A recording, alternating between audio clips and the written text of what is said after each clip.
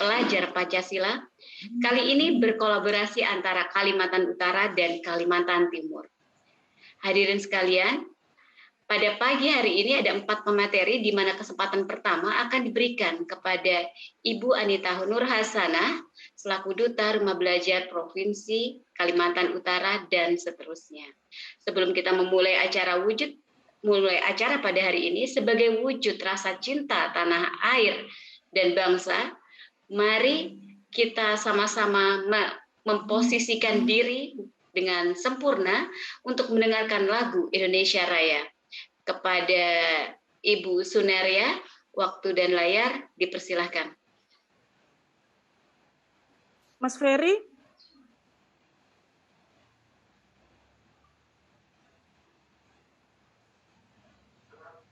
Mas Ferry?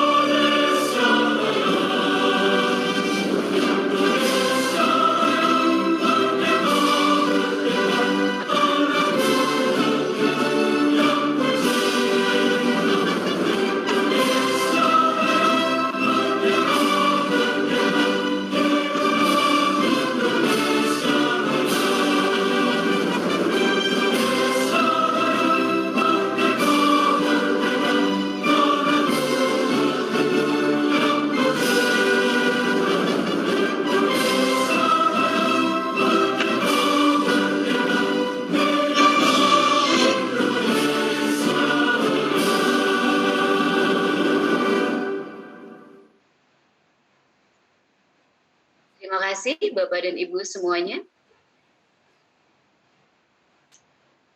Sebagai wujud rasa syukur kita kepada Allah Subhanahu wa taala, Tuhan yang Maha Esa, mari kita berdoa bersama sesuai dengan kepercayaan masing-masing. Berdoa dipersilahkan.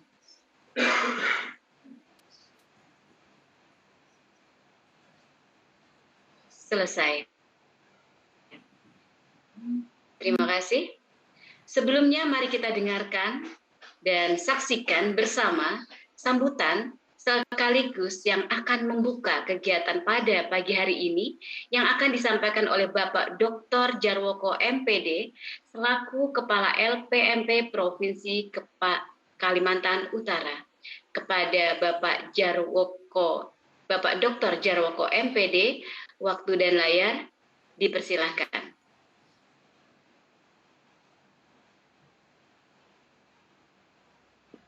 Terima kasih. Apakah suara saya kedengaran? Jelas, Pak. Jelas, Kedengaran dengan baik, Pak. Baik. Assalamualaikum warahmatullahi wabarakatuh. Selamat pagi dan salam sejahtera untuk kita semua. Om Swastiastu, Namo Buddhaya, salam kebajikan, salam. Yang saya hormati para narasumber, yang saya hormati teman-teman dari Duta Rumah Belajar, dari agen penguatan pendidikan karakter. Dan tentu yang sangat saya banggakan, Bapak Ibu guru yang hadir dalam kesempatan hari ini. Mari kita bersama-sama untuk senantiasa memanjatkan rasa syukur kehadirat Allah Tuhan Yang Maha Esa, bahwa hari ini kita masih dianugerahi kesehatan, kesempatan, dan keselamatan untuk melakukan aktivitas-aktivitas baik. Mudah-mudahan yang kita lakukan itu dicatat sebagai amal kebaikan.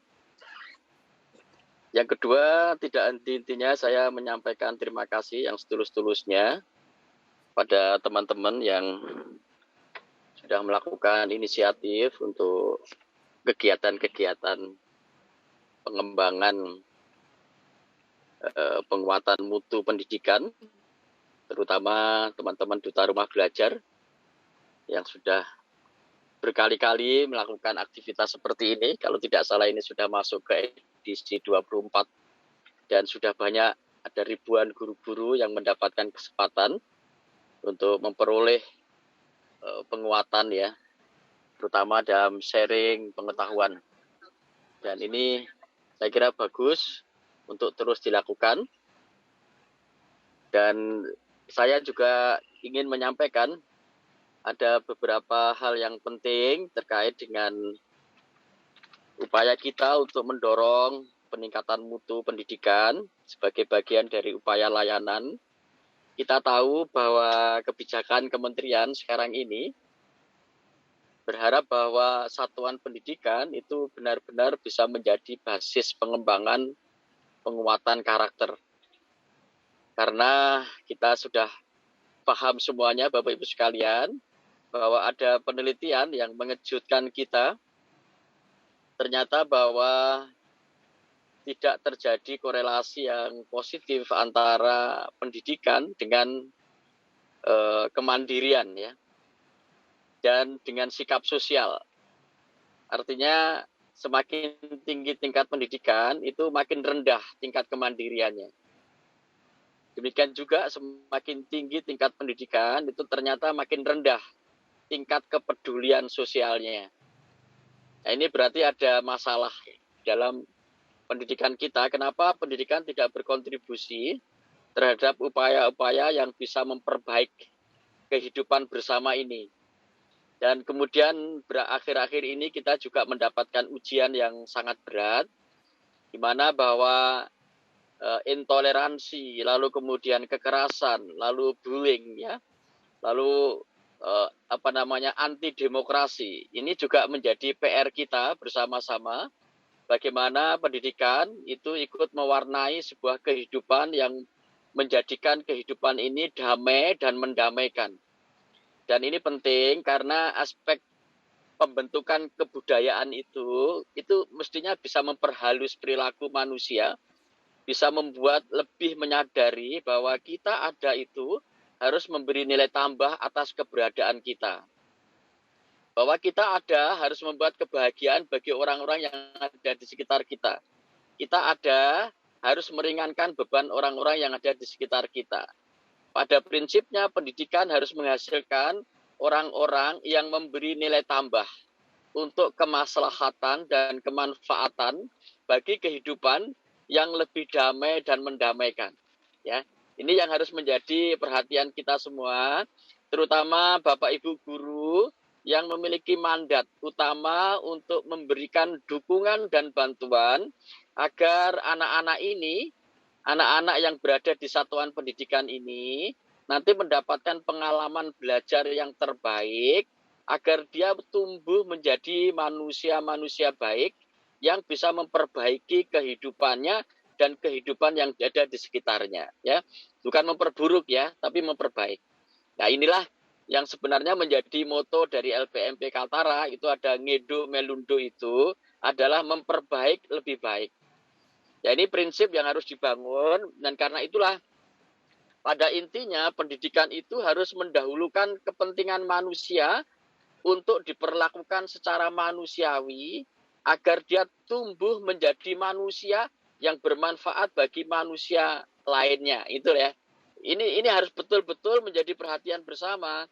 Jangan sampai kita ini hanya menghasilkan anak-anak yang pinter, tidak ada yang meragukan bahwa proses pendidikan kita memang membuat anak-anak kita makin pinter.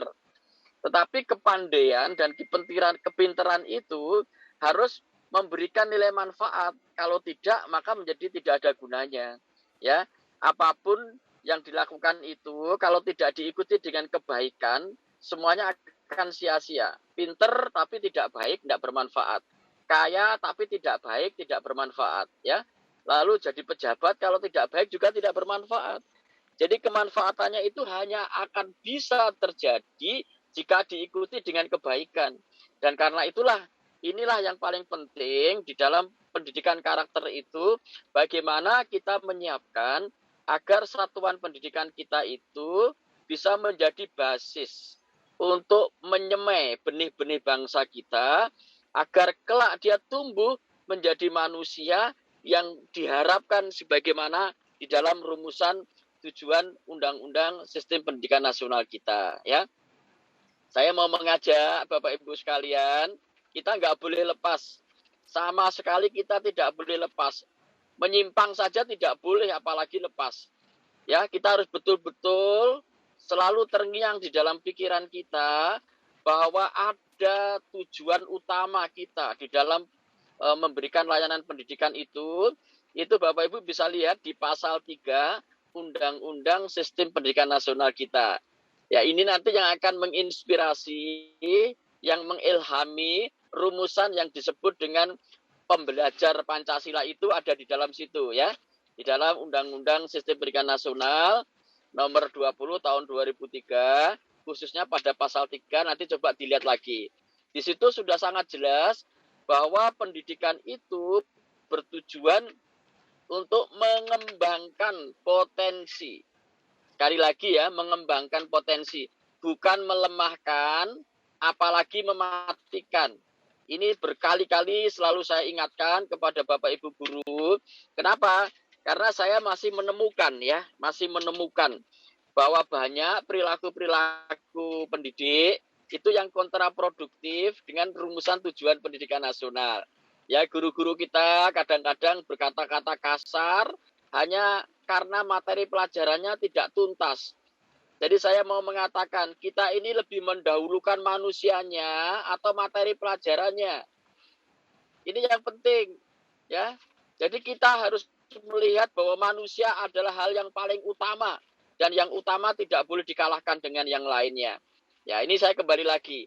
Rumusan tujuan pendidikan nasional itu mengatakan tujuan pendidikan nasional adalah berkembangnya potensi peserta didik. Sehingga peserta didik ini menjadi subjek utama yang harus dikembangkan, bukan dilemahkan, apalagi dimatikan. Nah, kita kembangkan potensi peserta didik itu agar menjadi apa? Ini harus paham betul ini ya. Ya, dia berkembang potensinya agar menjadi manusia. Sehingga menjadi manusia itu menjadi yang paling penting. Menjadi manusia itu yang utama. Ya. Lalu manusia yang model seperti apa? Bukan manusia sembarangan. Bukan manusia-manusiaan. Tapi manusia yang beneran. Sebagaimana manusia yang diharapkan di dalam kehidupan bernegara kita. Maka di situ dikatakan manusia yang kita harapkan dalam pendidikan itu adalah manusia yang beriman dan bertakwa kepada Tuhan Yang Maha Esa, berakhlak mulia, sehat, berilmu, cerdas, kreatif, mandiri, serta menjadi warga negara yang demokratis dan bertanggung jawab. Ini penting Bapak Ibu sekalian. Jadi itu yang kita pegang. Nanti yang lain itu hanya sebagai aksesoris saja, penambah saja. Tetapi hakikatnya itu tidak boleh lepas. Maka guru-guru di Finlandia itu, negara yang sudah maju dalam pendidikan, dia nggak perlu di BIMTEK macam-macam, nggak perlu dilatih masalah kurikulum yang lain-lain. Dia cukup pegang saja tujuan pendidikan nasional.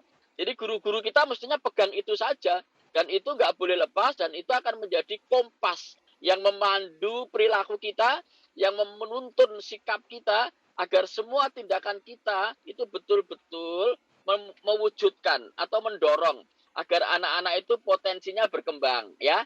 Potensinya berkembang, lalu menjadi manusia yang beriman dan bertakwa kepada Tuhan Yang Maha Esa, yang berakhlak mulia, yang berilmu, yang cerdas, yang kreatif, yang mandiri, dan juga menjadi warga negara, karena kita hidup tidak sendirian, kita hidup berdampingan dengan orang lain, maka disitulah kita perlunya menjadi orang yang demokratis dan bertanggung jawab. Ya, ini.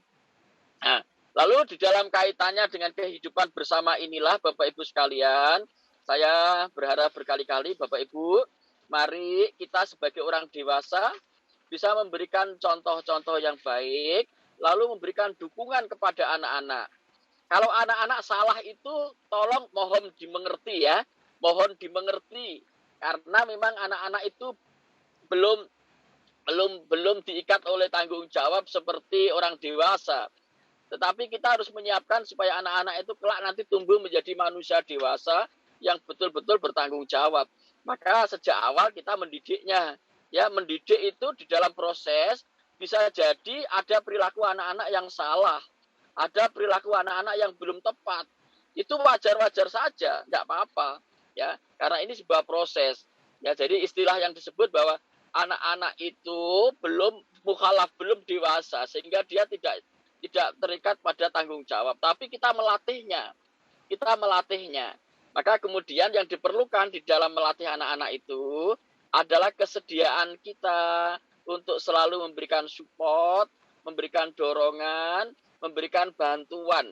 Itu yang penting daripada memberikan hukuman, memberikan cemoohan, dan memberikan bullying kepada anak-anak itu menjadi tidak bagus. Nah, ini yang harus saya pesankan kepada Bapak Ibu sekalian.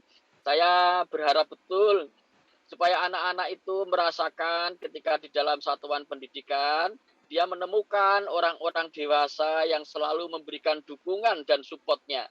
Lalu dia akan merasakan kebahagiaan bersama dengan teman-teman sebanyaknya untuk mendapatkan pengalaman-pengalaman belajar yang terbaik. Karena itu, Bapak Ibu sekalian, mari kita lihat pada anak-anak kita ya dengan kasih sayang dan cinta. Jadi lihatlah bahwa mereka ketika melakukan kesalahan itu sama sekali adalah hal yang tidak disengaja dan kemungkinan juga karena ketidaktahuan. Tugas utama bagi kita semuanya, bantulah anak-anak itu untuk menemukan kebaikan-kebaikan dengan cinta dan kasih sayang. Ya, jadi jangan bentakan, jangan kekerasan, apalagi dengan hukuman yang melukai hati atau melukai fisik anak-anak itu, maka anak-anak nanti akan terlintas di dalam pikirannya bahwa guru-guru saya tidak mencintai saya. Ya, guru-guru saya itu memang membenci saya. Maka kalau itu yang diterima oleh anak-anak, maka anak-anak akan sulit sekali menerima nasihat dari guru-guru yang tidak dia terima. Ya. Ini dalam prinsipnya, kalau kita menjadi pribadi yang ditolak oleh anak-anak, maka semua kata-kata yang kita katakan akan tertolak. Tetapi kalau kita menjadi pribadi yang diterima oleh anak-anak, maka semua kata-kata kita akan diterima oleh anak-anak. Sehingga dikatakan bahwa tidak ada yang tertolak jika sesuatu itu disampaikan oleh pribadi yang diterima. Tidak ada yang tertolak sedikit pun kalau sesuatu itu dikatakan oleh pribadi yang diterima. Maka saya mengajak, mari kita semua guru-guru itu menjadi orang-orang yang dicintai oleh anak-anak. Tentu saja kita mencintai dulu. Tentu saja kita harus mencintai dulu, ya. Karena cinta itu kata kerja, bukan kata sifat. Kita tidak akan bisa mendapatkan cintanya kalau kita tidak mencintainya. Maka kita harus mencintai dulu supaya bisa mendapatkan cintanya. Ini yang harus saya pesankan berkali-kali kepada Bapak Ibu guru sekalian. Saya merasakan betul bagaimana kita mudah sekali menerima materi pelajaran saat saya mencintai guru-guru saya. Saya begitu mudah bisa menerima materi pelajaran, bahkan sampai sekarang saya tidak pernah bisa melupakannya oleh guru-guru yang saya anggap sebagai idola saya. Ketika saya mencintai gurunya, maka saya mencintai mata pelajarannya. Ketika saya mencintai mata pelajarannya, saya mudah sekali menyerap materi pelajaran itu. Jadi kesimpulannya, kalau kita ingin anak-anak kita mudah menyerap apa yang kita ajarkan, jadilah pribadi-pribadi yang dicintai oleh mereka. Ya, katakanlah dengan kata-kata yang lembut, perilaku yang ramah, ya, ekspresi wajah yang selalu tersenyum dan teduh, tidak sangar dan menakutkan. Itu harus pribadi-pribadi seorang pendidik.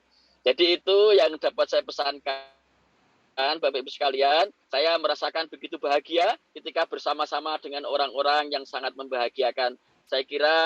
Saya percaya bahwa guru-guru kita semua adalah pribadi-pribadi yang membahagiakan, dan mari kita tebarkan kebahagiaan itu untuk anak-anak kita dan untuk orang-orang yang ada di sekitar kita.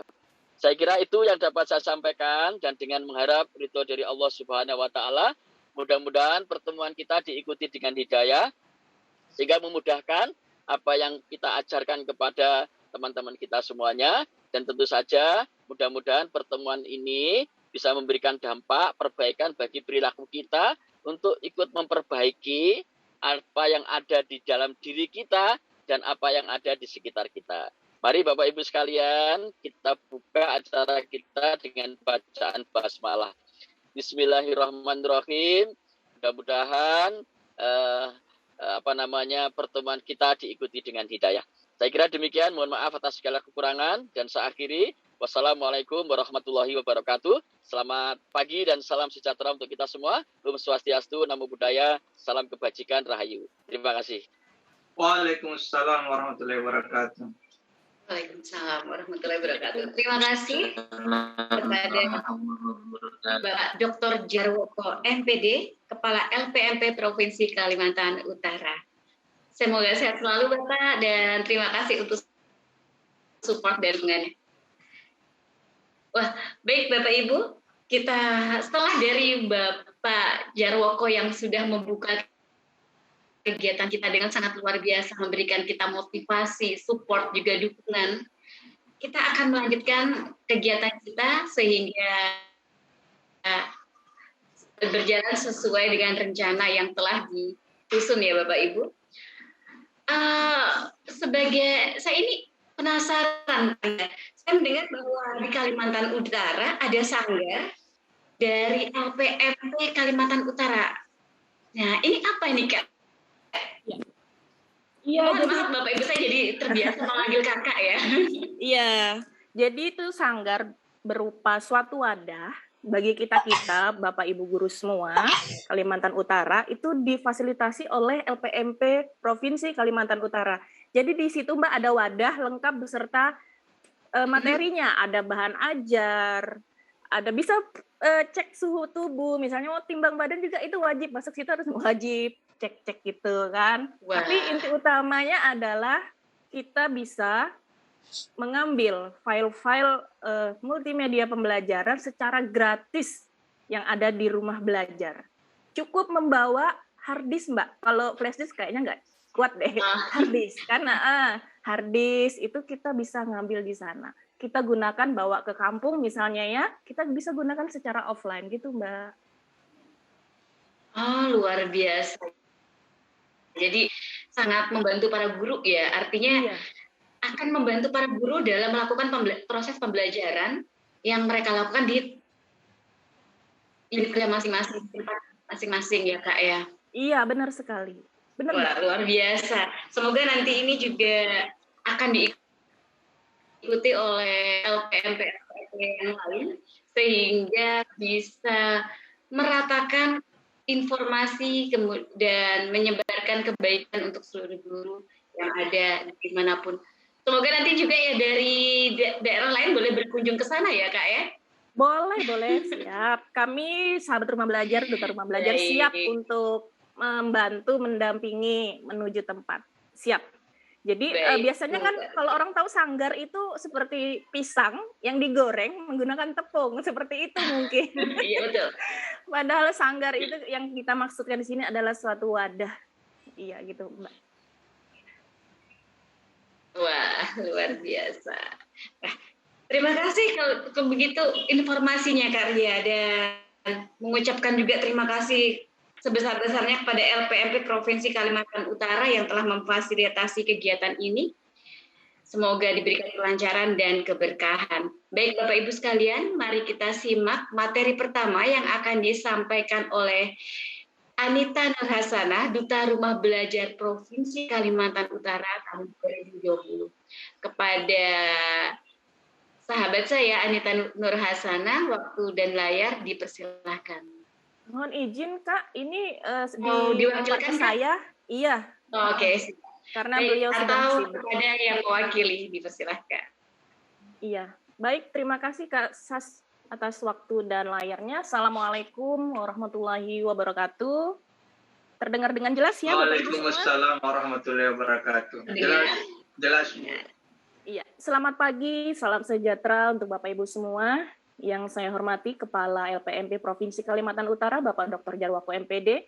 Yang saya hormati Bapak Kasubag TU LPMP Provinsi Kalimantan Utara, Bapak Dr. Andes Hari Purwanto MSI. Yang saya hormati sahabat rumah belajar, Duta Rumah Belajar Kalimantan Utara, Kalimantan Timur, dan Bapak Ibu semua yang berbahagia. Dengan memanjatkan puji syukur kehadirat Allah Subhanahu wa taala, alhamdulillah kita bertemu kembali di ruangan virtual ini dalam keadaan sehat walafiat tanpa mengurangi maksud kita. Tetap semangat Bapak Ibu yang sedang melakukan pengajaran melalui tatap muka terbatas, dan tetap semangat juga kepada Bapak Ibu yang melakukan pembelajaran secara daring. Tetap semangat. Alhamdulillah, terima kasih saya ucapkan atas kesediaan Bapak Ibu semua untuk bergabung bersama kami di tengah-tengah kesibukan yang ada. Selanjutnya mohon izin, saya di sini hanya sebagai pemeran pengganti dari Bu Anita, sebagai kaki tangan. Itulah fungsinya sahabat rumah belajar, Mbak, di Kalimantan Utara, saling membackup. Ketika tidak bisa, kita masuknya. Dia harus siap. Iya, betul. Mohon izin share screen. Saya di sini sekilas ingin membuka kembali lembaran yang sudah-sudah. Tidak henti-hentinya kita tiap minggu di webinar Enggang Menuanta itu melakukan sosialisasi tentang pemanfaatan rumah belajar. Nah, hari ini kita akan membahas tentang AR, Augmented Reality. Di beberapa episode kita yang dahulu, di episode 20 kalau tidak salah, kita sudah mempelajari atau melihat apa sih sekilas tentang AR itu melalui Assembler Edu. Nah, di sini di rumah belajar juga memiliki AR. Itu merupakan salah satu fitur pendukung tambahan. Nah, jadi rumah belajar ini Bapak Ibu, semakin ke sini, semakin ke depan, semakin tahun itu semakin membenahi diri, semakin melengkapi fitur-fitur yang ada. Dulu tidak segini banyak fiturnya, tapi alhamdulillah dengan segala kemampuan yang ada, Bapak Ibu guru juga turut membantu untuk mengisi bahan-bahan ajar yang ada di sini. Insya Allah, alhamdulillah sampai sekarang rumah belajar makin oke dengan fitur-fitur tambahannya. Salah satunya adalah fitur augmented reality. Tapi sebelum ke sana, saya akan membahas, mengulas sekilas dari awal. Ini akan terkait dengan penugasan yang akan Bapak Ibu kerjakan untuk mendapat 32 JP. Jadi saya mohon Bapak Ibu yang ada di sini untuk dapat menyimak dengan baik. Seperti kita ketahui bahwa fitur rumah belajar itu terbagi menjadi dua ya Bapak Ibu. Ada fitur utama dan ada fitur pendukung. Fitur utama itu ada 4. Ada kelas maya, nah di sini sumber belajar, bank soal, dan lab maya. Itu fitur utamanya. Nah fitur pendukungnya apa? Nah di sini ada tambahan baru ya Bapak Ibu. Fitur pendukung yang pertama peta budaya. Ini sudah ada sejak dulu. Buku sekolah elektronik sudah ada. Dan yang terbaru di sini adalah augmented reality-nya. Sebelumnya juga ada yang terbaru EduGame. Nah, ini luar biasa jika kita dapat memaksimalkan pemanfaatan rumah belajar. Walaupun di dalamnya ini, di dalam EduGame dan augmented reality ini masih sedikit bahan ajar yang ada. Namun harapan kami, Bapak Ibu dapat membantu kami untuk mengisi materi-materi yang ada. Siapa yang bisa mengisi materi-materi di sini? Siapa yang bisa mengunggah bahan ajar di EduGame dan augmented reality maupun di sumber belajar rumah belajar. Siapapun boleh sebenarnya Bapak Ibu ya, asal ada kemauan untuk membuat materi sesuai dengan ketetapan yang telah ditentukan oleh rumah belajar ya. Silahkan Bapak Ibu buka terlebih dahulu bagaimana syarat dan ketentuan untuk mengunggah materi materi tersusun seperti misalkan ada latar belakang pendahuluan ya, ada tujuan pembelajarannya, sasarannya kelas berapa, itu harus jelas dahulu. Nah, saya yakin jika Bapak Ibu sudah memenuhi hal-hal itu, pendahuluan, materi, misalkan ada latihan soal dan lain sebagainya, Bapak Ibu bebas untuk mengunggahnya materi ajar yang Bapak Ibu buat di sumber belajar. Nanti akan akan di cross check oleh admin rumah belajar di pusat. Nah, jika ada revisi nanti akan diinfokan untuk direvisi. Namun jika dirasa sudah oke, nanti akan langsung disetujui seperti itu. Nanti akan ada menu menunggu. Oke, kita kembali ke augmented reality ya Bapak Ibu. Perkenalkan di sini saya akan membuka pertama kali adalah EduGame.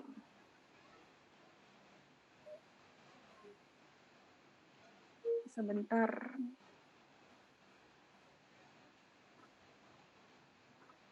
Oke, EduGame di sini, Bapak Ibu, tinggal klik saja. Ya, di sini Bapak Ibu kita klik, maka akan membawa kita ke EduGame. Karena saya sebelumnya sudah login menggunakan akun Gmail boleh, menggunakan akun Belajar ID boleh, bebas ya Bapak Ibu. Karena banyak yang masih bingung nih Kak, saya nggak punya NUPTK, nggak bisa daftar. Nah, jadi Bapak Ibu tidak perlu memusingkan bahwa saya tidak punya NUPTK, silakan saja join atau daftar dengan menggunakan akun Gmail yang ada ataupun menggunakan akun Belajar ID yang sekarang dibagikan secara gratis dan unlimited kepada Bapak Ibu, tenaga pendidik semua. Nah, di sini EduGame. Tentunya disajikan beberapa daftar permainan yang sangat menarik bagi peserta didik karena memiliki pengalaman belajar yang berbeda ketika Bapak Ibu hanya memberikan tugas-tugas atau latihan soal biasa kepada anak didik. Jadi dengan adanya permainan ini, mereka tidak merasa bosan, tidak terasa bahwa mereka saat ini sedang melakukan evaluasi secara tidak langsung dengan mengerjakan soal-soal yang ada di sini. Nah, ini merupakan salah satu pilihan evaluasi berupa game edukasi yang dapat Bapak Ibu manfaatkan atau bahkan Bapak Ibu dapat membuatnya sendiri yang nanti akan diunggah ke EduGame Rumah Belajar. Nah, di sini selengkapnya bisa dilihat dan disesuaikan dengan materi Bapak Ibu yang ada. Lagi-lagi saya katakan walaupun belum lengkap, mari Bapak Ibu kita bersama-sama untuk mengisi agar fitur EduGame di rumah belajar ini semakin lengkap isinya nih. Ini belum banyak ya Bapak Ibu. Maka dari itu saya mengajak Bapak Ibu semua, ayo kita beramai-ramai untuk mengisi fitur EduGame. Oke, saya kembali ke selanjutnya. Ke R ya Bapak Ibu. Nah, di R ini ada beberapa materi, karena ini fitur baru ya Bapak Ibu, baru ada 5 isinya. Nah, baru ada 5. Di sini ada sedikit saja materi yang dapat kita lihat sementara. Namun bisa kita manfaatkan jika memang materi ini berkaitan dengan background atau hal yang kita butuhkan untuk memberikan pelajaran kepada peserta didik.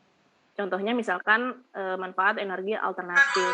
Bapak Ibu di sini ada 3 ini ya. 3 Bapak Ibu bisa menginstal jika Bapak Ibu ingin memutar APK-nya di Android. Nah, ada petunjuknya Bapak Ibu, bisa diklik. Nah, di sini ada petunjuk ya. Bagaimana sih menggunakan konten AR? AR ini sangat mudah sekali. Kita bisa menyaksikan gambar secara 2 dimensi ataupun 3 dimensi yang bisa ditunjukkan di sini. Nah, bagaimana caranya? Yang pertama kita adalah install dulu Bapak Ibu. Kita pasang APK bagi yang kita inginkan di di Android. Tapi ini kembali lagi Bapak Ibu ya tentang kapasitas atau kekuatan handphonenya. Nah, karena handphone kita ini berbeda-beda. Ada yang kuat, ada yang tidak. Ada yang kuat tapi memorinya sedikit. Nah, itu disesuaikan saja. Tapi jika tidak bisa diinstal di HP Bapak Ibu dikarenakan misalkan ketidakmampuan handphonenya, misalkan seperti itu, Bapak Ibu bisa langsung aja ini download videonya dan dapat disaksikan secara offline. Seperti itu. Dan kita juga dapat download markernya. Ketika akan download marker, nah di sini akan tersaji QR-nya, barcode. Nanti akan kita buka dengan menggunakan QR. Pembaca barcode ya gitu Bapak Ibu. Oke, saya kembali ke kontennya, konten ER. Jadi ada 3, jika Bapak Ibu ingin menginstal ke APK di smartphone, silakan. Tapi jika tidak mampu dikarenakan ketidakmampuan HP pendukungnya, Bapak Ibu bisa klik video. Nah, di sini sudah lengkap, tinggal kita buka saja. Hari kita membutuhkan energi apa saja yang banyak kita gunakan dalam kehidupan sehari-hari. Nah, seperti itu ya Bapak Ibu. Ini sekilas tentang pemanfaatan rumah belajar. Selanjutnya, tugas apa sih yang akan kita kerjakan? Nah, di sini, mohon perhatian Bapak Ibu ya, di sini saya akan memberikan penjelasan sekilas tentang apa yang akan Bapak Ibu kerjakan setelah mengikuti webinar ini untuk 32 jamnya. Yang pertama adalah Bapak Ibu harus membuat RPP terintegrasi TIK dengan ketentuan yang pertama, Bapak Ibu harus menyisipkan konten dari RPP itu yaitu profil pelajar Pancasila. Nah, sebagai contoh saya akan memberikan contoh RPP saya.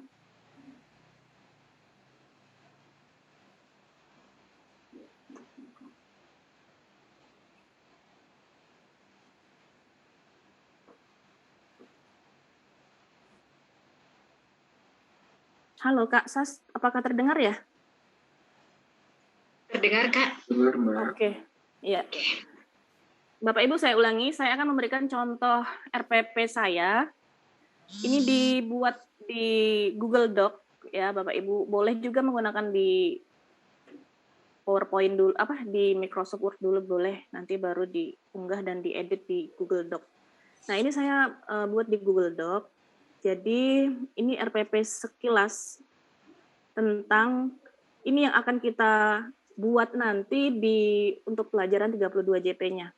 Bahan 32 JP-nya tugasnya. Jadi cover jelas ya Bapak Ibu, ini contoh saja, tidak baku. Bapak Ibu boleh berkreativitas dengan segala kreativitas yang ada. Karena kreativitas itu mahal, jadi silakan Bapak berkreativitas yang jauh lebih baik dari saya kira. Ini cover biasa saja. Oke. Nah, ini RPP-nya. Materi disesuaikan dengan background Bapak Ibu semua. Kebetulan saya pendidikan agama Islam, jadi saya membawa pendidikan agama Islam. Nah, di skenario pembelajaran, nantinya Bapak Ibu untuk memuat fitur pemanfaatan rumah belajar. Misalkan materi Bapak Ibu sumber belajarnya dari sumber belajarnya rumah belajar. Nah, itu kan bisa tuh diambil linknya, materi tentang apa. Nah, Bapak Ibu tinggal tautkan linknya di sini melalui apa di sini. Nah, bisa jadi langsung saja link apa gitu. Boleh. Atau ada mau disangkutkan dengan televisi edukasi juga boleh, silakan. Itu kan tergantung materi masing-masing ya, Bapak Ibu, silakan saja.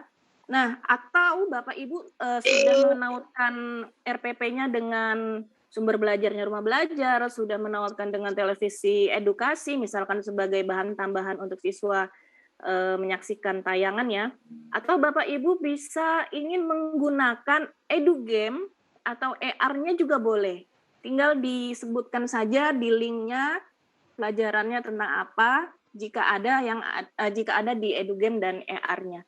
Atau jika tidak ada, boleh cukup di sumber belajarnya saja. Nah, sudah dapat sumber belajar, edugame, ER. Nah, Bapak Ibu juga jika ingin menggunakan bahan evaluasinya sebagai referensi dan ingin menggunakan bank soal, bank soal yang ada di rumah belajar. Di sini ya Bapak Ibu, bank soal ya Bapak Ibu ya, tahu semua kan? Saya lanjut saja dulu. Bank soal yang ada di rumah belajar, Bapak Ibu juga boleh tuh menautkan linknya. Nah, link mana yang digunakan? Tinggal disematkan saja seperti ini ya, misalkan. Ini karena saya menggunakan Vicon, jadi skenario pembelajaran Bapak Ibu harus jelas. Apakah nantinya menggunakan Vicon atau menggunakan tatap muka? Dituliskan saja skenarionya. Kalau tatap muka kan Bapak Ibu lebih jelas, lebih enak nih, tinggal pasang proyektor saja di depan kelas, anak-anak menyaksikan. Nah, Bapak Ibu langsung menjelaskan di situ. Jangan lupa skenarionya ditulis dengan pemanfaatan fitur rumah belajar. Selanjutnya dievaluasi nih. Misalkan Bapak Ibu tadi mau menggunakan bank soal yang ada di rumah belajar, silakan. Nah, kebetulan saya di sini menggunakan live worksheet. Kalau Bapak Ibu menggunakan di bank soal rumah belajar boleh, tinggal diklik ditautkan linknya, link yang mana gitu. Nah, selanjutnya identitas seperti biasa. Silakan menyesuaikan. Nah, di sini saya hanya akan memberikan jika Bapak Ibu katakan menggunakan live worksheet ya. Di sini ada linknya. Nah, ini juga saya ada paparkan bentuk LKPD yang saya buat. Nah, seperti ini. Kita sudah pernah membuat LKPD di edisi-edisi sebelumnya kan, Bapak Ibu. Ini sebenarnya tidak ada keterkaitan antara satu sama lain, webinar dulu dan webinar sekarang. Cuman biasanya kita terus menambahkan pengetahuan-pengetahuan yang sudah ada. Dan setiap edisinya jelas berbeda. Dan tentu sedikit banyak ada keterkaitan. Maka dari itu kita himbau kepada Bapak Ibu semua untuk dapat terus stay tune di webinar Enggan Benuanta dengan edisi-edisi terbarunya yang sangat fantastis dan tentunya sangat bermanfaat bagi Bapak Ibu semua. Tidak bermanfaat sekarang, tidak terasa, tidak masalah. Tapi suatu saat, dan yakin dan percaya bahwa, karena saat ini saya alami, saat ini saya PPG Bapak Ibu. Dulunya saya tidak bisa membuat video pembelajaran. Dulunya saya tidak bisa membuat multimedia interaktif. Setelah saya ada kegiatan di rumah belajar dan melalui webinar-webinar yang seperti ini, alhamdulillah saya bisa membuat itu semua dan itu akan dinilai ke dalam UKIN, uji kinerja. Nah, luar biasa kan imbas yang akan kita terima. Belum tentu sekarang, tapi insya Allah beberapa saat ke depan pasti akan mengalami. Nah, seperti itu. Saya rasa saya tidak usah banyak-banyak, panjang kali lebar ya Bapak Ibu. Untuk Bapak Ibu yang bagaimana sih cara membuat yang lain-lainnya, cara membuat kok bisa LKPD seperti ini, pengen juga misalkan dievaluasi, silakan buka di YouTube LPMP Provinsi Kalimantan Utara. Nah, kita promosi lagi nih LPMP Provinsi Kalimantan Utara, channel YouTube-nya. Dilihat-lihat, jangan lupa di like and subscribe. Nah, seperti itu. Mungkin sampai di sini, demikian ya Bapak Ibu informasi yang dapat saya sampaikan. Jadi tugasnya adalah membuat RPP terintegrasi TIK dan fitur rumah belajar yang di dalamnya memuat profil Pancasila. Contohnya siswa mampu bersikap, tanggung jawab, mandiri, dan lain sebagainya. Seperti itu ya Bapak Ibu. Saya yakin Bapak Ibu semuanya RPP itu sudah makanan hari-hari kita gitu ya. Saya yakin Bapak Ibu pasti lebih jago dalam menyusun konsep RPP itu sebagaimana. Demikian dari saya, kurang lebihnya dan mohon maaf, nanti akan disambung oleh Bu Anita nanti jika sudah kegiatannya selesai tentang percepatan aktivasi akun Belajar ID. Ayo kita menuju daerah jawaranya masing-masing. Demikian dari saya, kurang lebihnya saya mohon maaf. Saya tidak perlu kenalan lagi ya Bapak Ibu, sudah kenal semua ya, pasti. Assalamualaikum warahmatullahi wabarakatuh. Selamat pagi, salam sejahtera untuk kita semua dan sehat selalu. Kembali ke Kak Sas. Ya, terima kasih. Ya, terima kasih untuk paparannya terkait bagaimana memanfaatkan augmented reality yang ada di Rumah Belajar. Rumah Belajar adalah salah satu portal pembelajaran yang disediakan oleh Kementerian Pendidikan dan Kebudayaan Republik Indonesia, sehingga Bapak dan Ibu guru dalam proses pembelajaran saya dari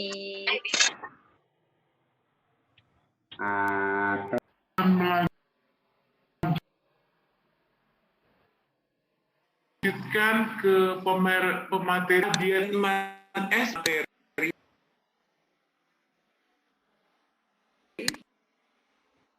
dampak bullying terhadap perilaku peserta didik.